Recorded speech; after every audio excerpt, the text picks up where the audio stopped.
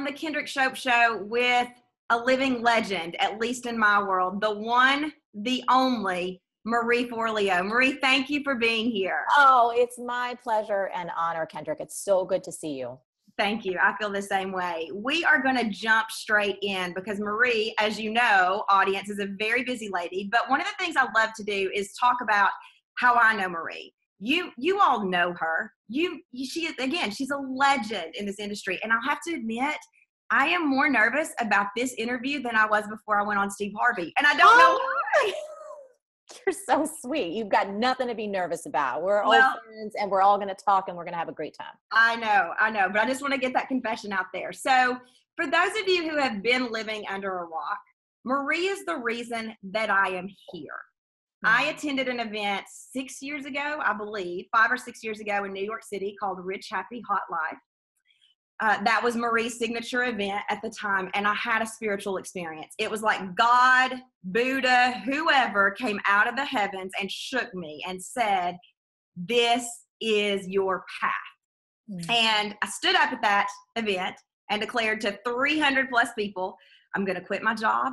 I'm going to start a business just like this woman has done. And I went home scared to death.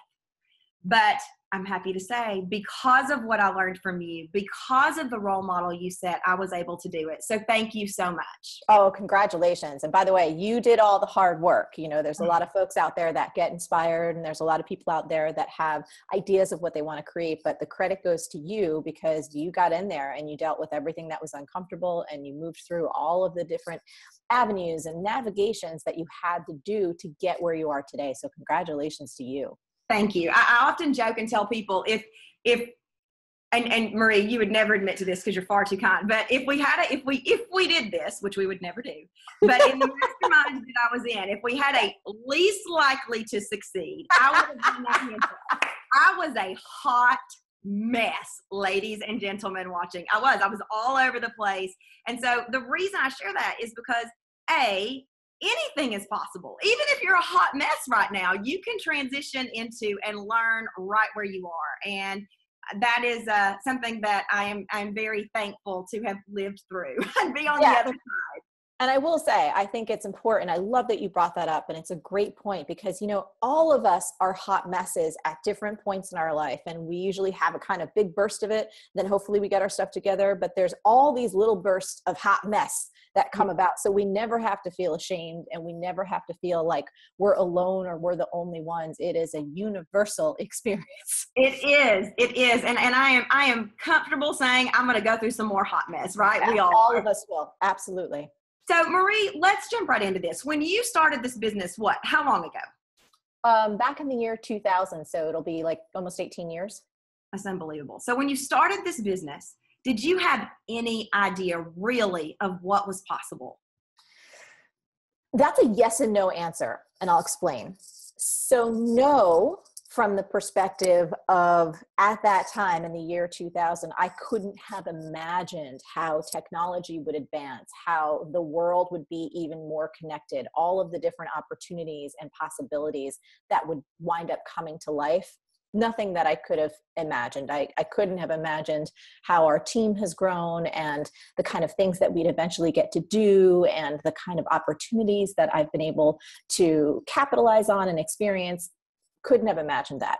The yes side is more of kind of a body knowing that this was the work I was supposed to do. So I didn't have necessarily these clear, crystal, like vivid ideas of goals, but I knew this was the direction I had to go in and that nothing was going to stop me. So I knew that this was somewhat possible in an amorphous way, if that makes any kind of sense, without having the fine details or the particular shapes.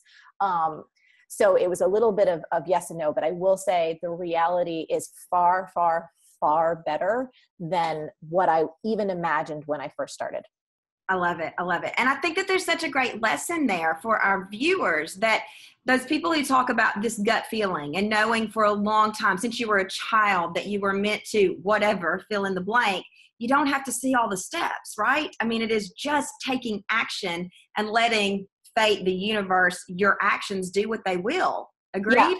I think it's also important too, because a lot of people feel like they have to be so precise and so clear at the beginning. And it's just not possible for many of us. First of all, oftentimes when you're just kind of feeling your way in the dark, you don't even know what could transpire. Second, and most importantly though, as technology continues to accelerate in how it advances, there are often things coming down the pike that it would literally be impossible for us to imagine, but we can't get there unless we take that first step today. Yeah, absolutely. I completely agree. So in 18 years, what's the worst business advice you've ever been given? I don't think it's one specific piece or a sentence, but it's really this directive to kind of copy and paste what someone else is doing. You know, anytime that someone comes along and says, you have got to do these 7 things precisely in this order, and if you don't do this exactly, you're going to fail. Or when people tell you there's just one way to do something and that's the only way, and they kind of inspire you with this sense of fear that if you don't follow their path, that, you know, you're going to hell in a handbasket and everything's going to fall apart and you're never going to make it. I do think that there are certain principles and there are certain kind of tentpole ideas that are timeless that we all need to pay attention to and bring to life in our own ways. But there's not a set recipe or a set blueprint or a set formula for everybody to succeed. That's bullshit. I love that. And I will say that it's one of the premises of authentic selling that we teach. Authentic selling teaches, for example, when you're teaching people how to overcome the I can't afford to work with you objection, there's not one way. We give 7 tools, and then within the tools, you can move and adjust to meet you where you are, because the way you overcome an objection is not the way I'm going to overcome it or the way Grant Cardone's going to overcome it. We're all different. Yes. And so I love that. You know, yes, the steps absolutely help, but you have to be able to be yourself and be authentic and be true to you within those steps. So I think that is great. Yeah, and have maximum flexibility. I'm sorry to cut you off, but I think so many of us, and I understand where this impulse comes from because I have it too. It's like we're so terrified of the unknown. Yeah. We feel so insecure. We feel like we're not going to be able to do it unless someone hands us a specific, perfect recipe. But what I've learned over these 18 years is like people can give you frameworks and it's great to collect them. Just like what you're saying, there's these 7 different ways. And then you have to be able to take all of those incredible tools and have the courage to then do your own mixtape off that. You have to have the ability to be really agile and really flexible and really spontaneous in your ability to combine them in new ways, to try out new things. So I just wanted to add that piece because, you know, that ability to say, I am ultimately flexible and I will try whatever it takes to make this work. I think that is kind of the counterpoint to this consciousness of, I need a formula, tell me what to do and I'll do it. It's also counterproductive in terms of the true spirit of being an entrepreneur. So when you are an entrepreneur, and I'm not saying entrepreneurs are better than non-entrepreneurs, we need all of us. However, when you really are running your own business, you have to be willing to make decisions, and you have to be willing to do things that you are willing for them not to work. Nothing is guaranteed. You are going to have flops and fails. So to have a false illusion that anyone's framework or anyone's recipe is going to guarantee to get you there, you got to take a step back. A, it's not true. B, you're not counting enough on your own strengths and your ability to get out there and navigate as you can to really bring an authentic business to life. So let's talk about flops and fails, because I'm really curious, and I know that it happens because it happens to everybody, but Marie, we never see you flop and fail. Well, is there a place where you're immune to that, or what? No. You never send an email out with a broken link. What? You never flop or fail. Well, I don't think that that's true, because we do catch errors. Maybe not that particular one, but we have all kinds of things that go wrong. They generally tend to be stuff that blows up like on the back end, and then we scramble to take care of things so that we can take care of our customers. So I'll give you an example. It was a few years ago during getting ready for a launch for B School. And we had a particular development team that was working on all of our landing pages. They were working on all of our interior member area pages, like just really big stuff. And they kept telling us, we got it, we got it, we got it, we got it. And internally on my team, we were all getting nervous. We're like, do they really have it? Like, why haven't we seen it yet? And it's always that fine line of not wanting to micromanage and being a responsible leader. And it came down to the wire, and we took a look at what they created, and it was total shit. And I'm talking, this is like days before we were having maybe up to 1 million people mail for us to completely non-existent broken pages. And so that, in my eyes, is like right up there on a flop or a fail, because it was an enormous amount of money. We wasted so much time and resources. My team, including myself, I mean, the stress level, Kendrick, was beyond anything that we could have imagined. And I had to dig deep to find other resources to be able to pull off this launch so the whole thing didn't go down the toilet. And we did it. It wasn't easy, but that's not how we operate. So a lot of the things that are flops and failures in terms of wasting an enormous amount of money, hiring the wrong people, having things just completely kind of blow up. Not that I don't want to share it, but it's like when you're in that mode of trying to take care of your customers, it's like, I'm not going to go make a video about, hey, do you know this almost didn't happen? It's like, we're just like breathing to get through each next day. So yeah. Does that make sense? Yeah, I appreciate you sharing that. We had a similar experience, not to that scale, but with sales school in 2016. I've learned, what percentage your list should convert at, and with it, I've done it long enough to know this is what we should see. This is where we typically convert, and numbers were wretched. Yeah. And I'm thinking, oh my God, we've spent this much money on ads. We've done this 1 million times. Like, what is going on? And I realized that we're sending our emails to 50 people instead of the thousands of people. Oh, my stomach. All the free training, all that stuff. And I'm like, oh my God, it was a total shit show behind the scenes. What do we do? How do we fix it? How do we not look like idiots? Because we're asking these people to trust us, and it's a great product, but yes, I get it. Yeah.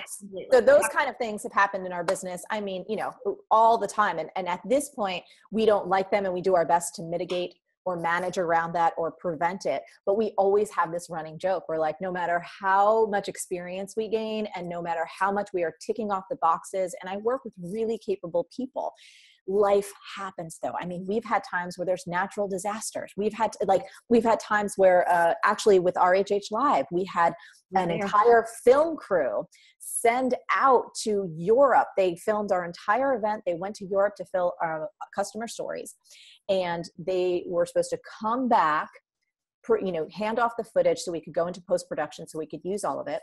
And they told us, guess what? We were in Rome, last part of our trip, and someone stole all of our equipment, including all of the footage. Oh my gosh! Yes, all of the footage. Literally my entire event footage, plus maybe 20 to 30 interviews around Europe with our customers. That it was painstaking in terms of that production, all of it gone. And it wasn't their fault. I mean, things like this happen. So I think the story and the kind of point we're making to you, that if you have these breakdowns and meltdowns where things don't work, one of the most common kind of mindsets that we torture ourselves with is we feel like it's only us. We think that everyone else has it together. We look at whether it's Kendrick or myself or anyone else that you follow and have this fantasy that they don't go through these things. They must have the perfect team. They must have it so together. They must be so intelligent that this kind of stuff never happens to them, but it happens to you because you're not good enough. It's bullshit. It is. I love it. Thank you for sharing that. Yes. So I'm curious in that moment. So in that moment, obviously we've heard about the moment, right? When the shit hits the fan. We've heard about post that moment. Like you rally and you do what you have to do.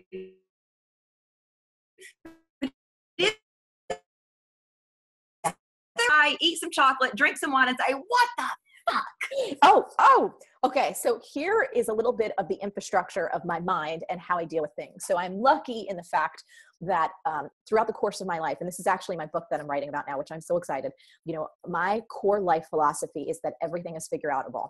And over time, that has become my immediate go-to. So when the shit hits the fan, which it does awesome, immediately I go into solution mode, because that's how I've trained myself. And I do think that this is possible for anyone. Our brains are plastic, meaning that we can reshape them. And this is a really good thing. So for anyone, if you go into fly off mode, know that you don't have to. But here's the important point. Once I've got a plan set, once I'm like, okay, everything is figure outable. What do we do here? What are the calls I need to make? Let's get this thing rolling. Then once I get in a little bit and I can see that we're at least taking action and there's hope, usually at night, then I'm like, I need mac and cheese. I need Netflix. I need some time to just like let off that steam. And if letting off that steam means venting, if it means crying, again, if it means some comfort food, depending on the flavor of what I've experienced, I usually do that after. So I kind of like that too. I'm wired that way a little bit. So my audience knows, years ago, gosh, I don't know, let's see, 14 years ago, Blake, we've been married for 13 months. Blake has 3 massive strokes. Literally, we're talking like this. One side of his face falls, classic stroke symptoms. Again, we've been married 13 months. And I mean, I was like, okay, great. We call 911. I mean, I didn't know what's going on, but he couldn't speak, walk, or write. So we call 911. And for those 3 months afterwards, the neurologist looked me in the face that night and said, I can't promise you your husband will live through the night. And I was like, okay, we need an action plan. We need this. We need this. We need this. 6 months later, when he's got a clean bill of health, I fall apart. He's like, I don't understand. I'm like, that's the way I work. I'm great in a crisis. Maybe at my best. Fight or flight, I'm going to fight till the death. Yes. And post fight or flight, oh man, I need some Netflix. I need some pizza. I need some wine. I need you to get away. Yeah. No, and I think we have to give ourselves that, and sometimes we can think, at least for me, this is my truth, there's this kind of very judgmental voice in my head that says you should be stronger than this, you shouldn't need this, you should be more mature, you should be able to handle this by now. And the truth is we're really sensitive creatures. And, especially as women, I know that not everyone listening is women, but however, for women particularly, it can be a challenging thing to navigate because there is this side of ourselves that's very nurturing and very soft and very fluid and very playful and joyful. And then there's the side of ourselves that's very driven and focused and, managing all of those different energies and keeping that all going. We have to be kinder to ourselves. That's one of probably the biggest lessons I've learned is you have to let yourself feel those things and metabolize them and digest them. Otherwise, they start creating some real chronic pain when you don't let yourself experience them. Yeah, I agree completely. So let's talk B school for a minute. Yeah. Actually, before we jump into B school, let's talk criticism. Yeah. You get more criticism than anyone I have ever seen online. Seriously, it's like somebody's throwing a pie towards you, throwing a pie. That is a Southern thing if I've ever heard it. All the time. And then B school season comes around and the volume gets turned way up on the criticism. Yeah. How do you deal with that? So there's a few ways. The one main principle is this: the more you care about what other people think, the more they own you. I know that to be true in the depths of my soul. So I don't give a flying fuck what people think about me because I am super clear on who I am. I'm clear on my values. I'm clear on my integrity. I'm clear on what I'm here to do. So for me, it's all an inner game. And there are so many people in this world that I've discovered that I am the ideal kind of guide and mentor for. So all I do is focus on them. And honestly, I'm going to say this, and I don't say it with a mean heart, but it is the truth. People that take their time out to criticize me or to criticize anyone else for that matter, I know this to be true. They're losing in their life. They are not living up to their full potential because if they're wasting any of that time trying to tear me down, I guarantee they're insecure. I guarantee they're unhappy. I guarantee they're not making the kind of money that they want to make. I guarantee you that their relationships are not where they want it to be. I guarantee you that their health is less than optimal. And I guarantee you they're just not as friggin' happy as I am. Like I'm winning on all these levels. Do you know why? Because I don't spend any time in the negative. Now that doesn't mean that we don't look at what we're doing and try to improve it and look at constructive criticism. We're not living in a bubble, but I think there's a really big distinction between people offering feedback that is designed to help you improve and grow and people that are just trolls and nasty and catty. And you're like, what are you doing with your life? So that's why it doesn't impact me. I'm like, I feel sorry for them, to be quite honest, because do you see it or are you insulated from it? Because that's a wonderful way to be. I mean, it is. And that's the way that that's wonderful. But do you see it when you're online or are you? Yeah. I mean, I'm on social media because I'm, you know, that's right. That's right. If I'm on, you know, if I'm replying in comments, it's me on social media. Like Team Forleo has their own account and they'll say hi to people and they'll help people. But if you see anything from me, like that's me. So I'm there. So in that respect, I see everything. And it's just, it really comes down to this. It's like they're miserable and they're not winning. Yeah. And none of the people in my life that I respect their body of work, I respect their values, I respect who they are, they're not trolls. They don't criticize. Like if anyone has feedback, which again, that's even rare. It's like, if my friends got to tell me something, they'll tell me something. Even if someone, like they'll send me an email if they want me to hear something. It's the people that are doing this. I was thinking about this morning. It hasn't happened in like a minute, but it'll probably happen today. Like the people will get so upset about something I've said, or they don't like my outfit, or they don't like one word I've used, or who knows? Or why can't you talk about this instead of this? Why did you leave out all these people? And I'm like, are you for real? And I'm unfollowing you for that. I'm like, do you like, what is the intention behind telling me you're unfollowing me? I don't give a shit. I'm going to be me until the day I die. I am here to serve. If you don't like it, you could change the channel. But what is the mentality of that person? And all I can come down to is that they're desperate for attention, which I have compassion for. But they're a little misguided at this point, and they need to get their own life together. That's fantastic. It's fantastic. I had somebody attack, and it's interesting when you go from a place of, you know, wanting all this to beginning to get some of that negativity, right? It's like, whoa, okay, great. But I had somebody just rip into me on social media, and of course they tagged me about being on someone's show and how that person was a racist, not on the show I was on, but on a previous show that I had never seen. And I mean, I remember thinking, what the frick does this have to do with me? I mean, this has nothing to do with me. And it just blew my mind. So I appreciate how honest and open you are about it, because people need to hear that. People need to hear, look, if this is your go-to reaction, look inside you first, because what are you trying to accomplish? Do you think I'm going to comment back when you say I'm unfollowing you? Because I'm not. I don't need that in my life. Yeah, no, I think, and what you also brought up a really important point as well. You know, I saw, especially around recently when it was the Golden Globe Awards, and Oprah did this incredible speech, which I was in tears about, and I shared it, and people are like, and I get a post back that basically has a picture of Oprah kissing Harvey Weinstein on the cheek at some event from like years ago. And it was like, she's a hypocrite. And I was like, do you really think Oprah and like so many other people knew the inner workings of who this man was? Do all of us not have friends who present one thing that then years down the line, we discover that perhaps they've behaved in certain ways or whatever? Anyway, my point is this: to hold Oprah or you accountable for like appearing on a show or for being in the same room with someone who has done some unsavory, really bad things. The logic in that is just, it's so dumb. It is. I agree 100%. You took the words right out of my mouth. I called my media team and talked to them about it. Actually, we had drinks. I was in New York and we were talking about it. And I said, you know, this is the most ignorant thing I've ever heard of in my life, to think that because I appeared on a show, I'm racist. I mean, that's this is the stupidest thing I've ever heard. So yeah, absolutely. Okay. We got 2 more questions. I want to be respectful of your time. The next one is about B-School. Sure. And this question came right off of something I read on your website, I believe in this summer, but I want to address it. It needs to be addressed. As sure as my hair is red, I'm passionate about it. Is B-School a scam? Oh my God, of course it is. Of course, right? You're just taking everybody's money and not delivering shit. I wonder how I've lasted 18 years.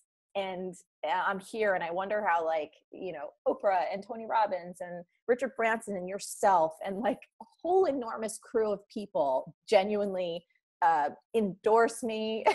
I just wonder how all of that has happened. Yeah. Anyway, of course not. I was being facetious. You know, it's a beautiful program that radically transforms people's lives. We have nearly 40,000 graduates from across 160 industries. from, I believe at this point, it's 130 countries around the world. The program is proven. It is our heart and soul. Unlike MBA programs, which can cost upwards of $100,000 and weekends and nights away from your family for years, B-School, first of all, is a fraction of that price. Second of all, it comes with a risk-free guarantee. We only want to work with people who are genuinely aligned with our style and who, once they see the entire curriculum, they're like, oh, this is exactly what I need to learn. These are the exact skills, the exact tools, the frameworks that I need to understand to be able to take my idea from where it is now and to get it to the level of growth that I desire. And we've been transparent about that, like forever. Forever. We don't hide anything. It's all there. We put all the outlines up so you can see exactly what you're going to learn, exactly what you don't. It grows every year. Yeah. It's like you can see, I think at this point, Kendrick, I think at this, once we kind of everything comes to life this year, I think there might be like, I don't know if it's 130 or 150, it's somewhere in that range, case studies from all different kinds of people, from all different backgrounds, all different walks of life, all different ages, all different colors that have gone through the program and completely transformed their lives. So that's all I got to say about that. I love it. I will say my favorite part of B-School, and B-School is amazing. I took it, I did it out of order. I worked with you privately and then took B-School. Yep. But, and I still refer to it. I have a binder that we refer back to often because the principles, like you talked about at the top of the show, there's some principles that are tried and true that are foundations, right? Pillars, as you call them. My favorite part about B-School, though, is how well it's done. There's a lot of stuff out there that has great information that is a shit show to follow. I mean, you know, like, it's like, here, have access to 5,000 videos and start wherever you want to. And I'm like, this is a hot mess that isn't pretty. Yes. It's not. And so I appreciate how well it's done and how logical in the system it follows. I think the thing that I say about B-School all the time is it is amazing, but it's just like anything else. You got to get in there and get what you came for. Yeah. It's up to you. That's not up to you, Marie. It's up to us to get in there and get what we came for. Yes. And I think the other thing I want to add to this statement, and thank you, by the way, for what you shared, because we take a lot of time and effort. You know, every single year we update things. We're always trying to look with fresh eyes. We're always reading hundreds, thousands of data points and pieces of feedback on different things that we can tweak to make it even better. You know, back to that scam comment. Would anyone who's selling a scam give lifetime access to every member so they can come back for free every single year and do it never paying again? Like, yeah. I'm like, are you fucking kidding me? Yeah. You know, there are B-School mentor coaches. There's a growing community. We welcome people back. And anytime we make updates, which is every year, we're always doing something, you get all those updates for free. Like, I don't know anywhere else where you pay once and then you keep getting the benefit over and over and over and over again. And we're so proud of that. But thank you for what you said about structure, because it's a pride point for me, because I love teaching and I love being able to take people through something in a way where they can really get the whole big picture. They can understand how it all fits together. And then, as you said, you can kind of go back and dive in based on what you need to focus on right now. I appreciate it so much because it set the example for what I wanted sales school to be. You know, I say marketing and sales go together like peas and carrots. Yes. And it really did. When we sat down to do this, I said, this is the model we follow because it is the best in the industry. I have so much more I want to ask you, but I also have to be respectful of your time. So Marie, thank you so much for being here. It is just a complete pleasure. The last thing I'll ask you is, every day we top off the show with one step we are taking towards a dream. You've accomplished a lot in your life. What's your next big dream? What's a step you're taking? Okay, I got it. So my next big dream is to actually do my best on this book that I'm working on right now. Everything is figure outable. And the step that I'm taking, and it's daily, is writing it. It's just doing it brick by brick. And it's a real growth edge for me. I create so much in all of these different worlds. And I haven't done a book in over a decade. So for me, I'm like, oh, it's like, I got all the knots in my stomach. I have all the challenges, all the things, but it's really fun to be in this place. So for me, it's like showing up every day on that page and just doing my best to get the words out. What a fantastic lesson there, too, for our viewers. Make a plan, show up, take a step every day. Thank you so much, Marie Forleo, for being here. It is my complete pleasure. Massive success continued to you. Thank you. You too. Thanks, Kendrick. Yeah, I believe in you and I believe in your business. If I can do this, you can. Go do it.